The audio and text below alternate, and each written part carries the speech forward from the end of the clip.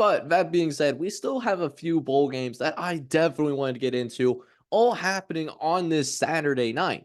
How about 7 o'clock Eastern? We got a good one on ESPN. We have the 68 Ventures Bowl that is going to pit the Southern Alabama Jaguars out of the Sun Belt Conference, taking on another MAC team, the Eastern Michigan Eagles. South Alabama, they are going to be looking for their very first bowl win in its program history. They've been to 3 bowl games in the past, and they have lost all 3 of their bowl games so far. Eastern Michigan, on the other hand, has been playing at the Division I level a little bit longer, but not much bowl history. Eastern Michigan is a team that is going to their 7th bowl game, and as a program, they are 2-4 in these bowl games.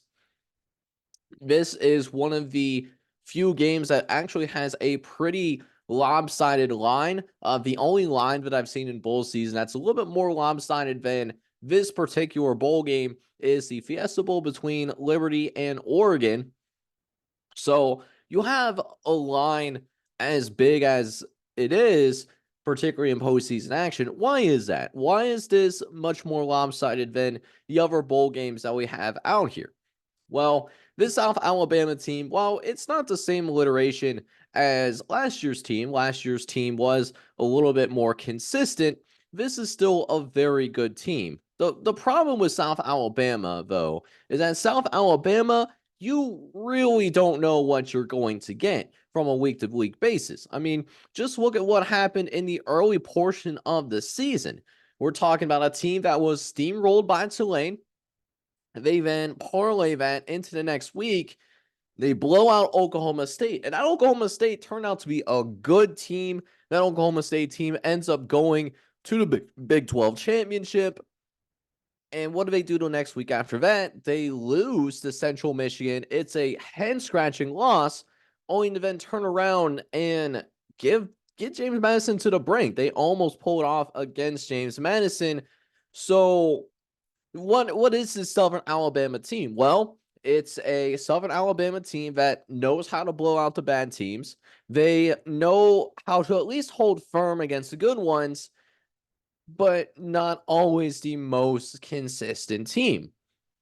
So you'll have all of that going on. But even in this inconsistency that is South Alabama football, there is one factor that's always been the same. They know how to play a solid level of defense week in and week out. And that is especially apparent when going up against the run. And that was one area that they seem to hold form throughout the year.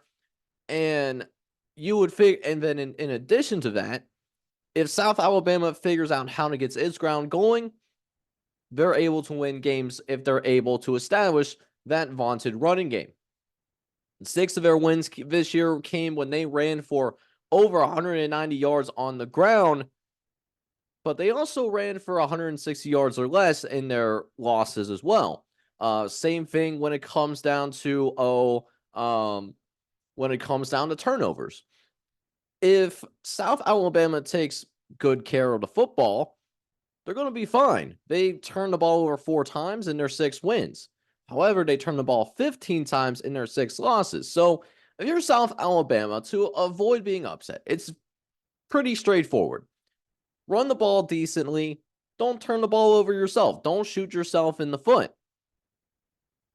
And it should set up nicely for Eastern Michigan because Eastern Michigan is awful against the run. So if you're Eastern Michigan, you're a 3-possession underdog.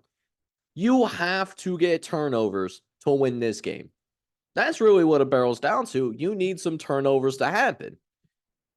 Good news is that it's a relatively good defense when it comes down to doing just that. Because I'll tell you what, there is a ton of flaws in this Eagles team. There isn't enough of a pass rush. Their offense was among the worst in America. There's no downfield passing game whatsoever. And again, make an attempt to run this defense, and you'll have a whole lot of fun. It's a straight up good time.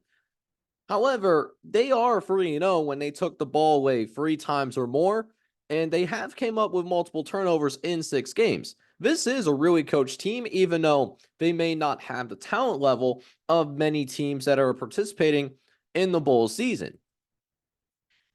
This is ironically also a golden era of Eastern Michigan football. I know that's really weird to say because they're only 6-6, but the history of Eastern Michigan football is not something that is a nightly dinner conversation with the kids.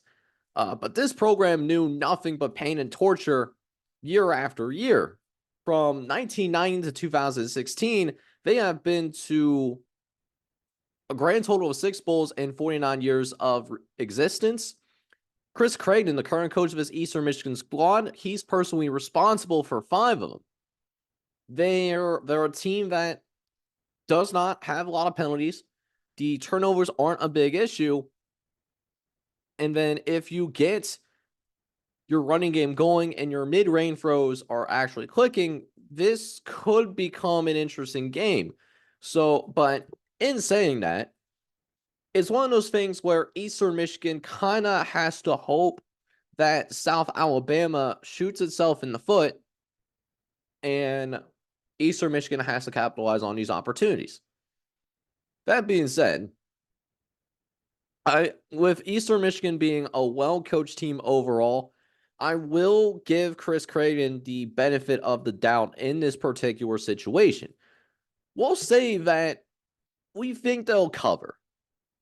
It should be a pretty, not easy cover, but, it has to be a bloodbath for South Alabama to cover this.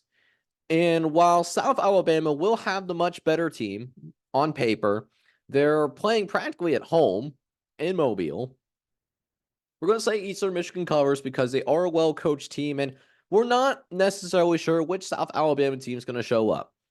So we're going to disagree with the model from that particular standpoint because the model has South Alabama winning in a bloodbath, a splattering, so to speak.